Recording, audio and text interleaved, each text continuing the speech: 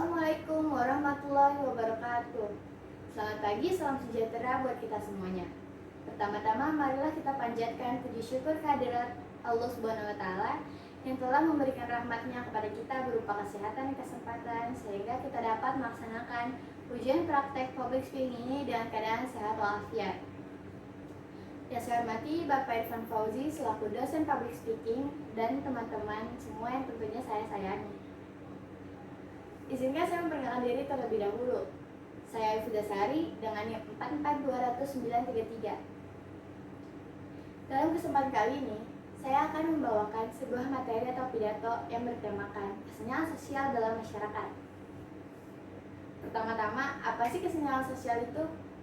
Menurut publikasi resmi BPMK Kemendikbud, kesenjangan atau ketimpangan sosial adalah kondisi saat perbedaan batas kemampuan finansial dan status sosial terjadi di antara masyarakat yang hidup di sebuah wilayah.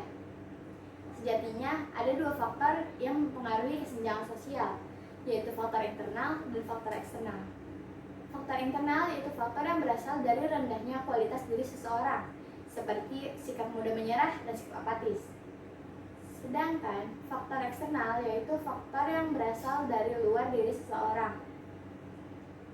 Teman-teman sekalian yang saya banggakan, kalian sudah tahu belum kalau di Indonesia saat ini kesenjangan sosial tidak lagi hanya tentang perbedaan ekonomi, seperti siapa yang miskin dan siapa yang kaya.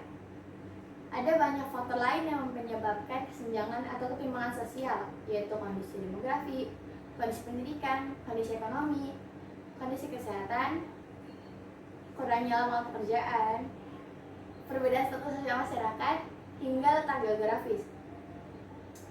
Di kesempatan kali ini, saya akan membahas tentang kesenjangan sosial di Indonesia dalam bidang pendidikan. Kita ambil saja contoh pendidikan yang ada di pedalaman di suatu daerah di Indonesia.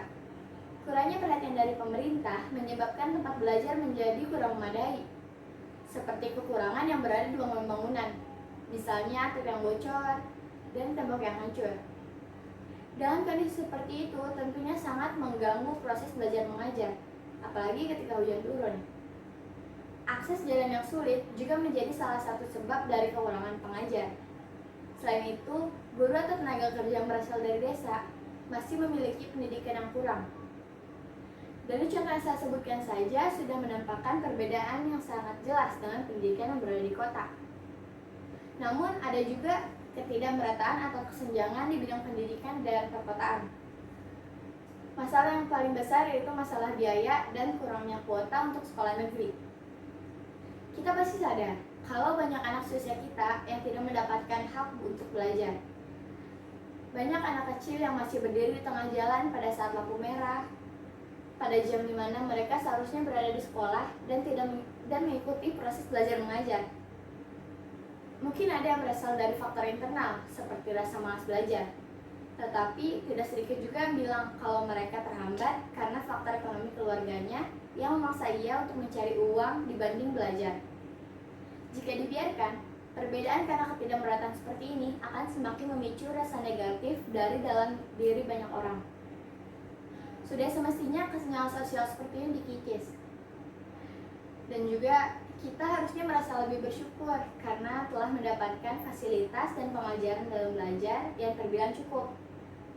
Bukan seharusnya kita malas-malasan, sengaja bolos sekolah untuk main, tidak ada niat untuk belajar, tidak sungguh-sungguh memperhatikan pengajar sampai hanya berbuat hal yang merugikan di sekolah. Karena banyak orang di luar sana yang ingin mendapatkan hak untuk belajar seperti kita. Baiklah teman-teman, demikianlah pidato yang bisa saya sampaikan. Terima kasih atas perhatiannya. Saya mohon maaf jika banyak kekurangan. Semoga pidato saya dapat menambah pengetahuan kalian tentang kesenjangan sosial di bidang pendidikan yang terjadi di Indonesia. Akhir kata, wassalamualaikum warahmatullahi wabarakatuh.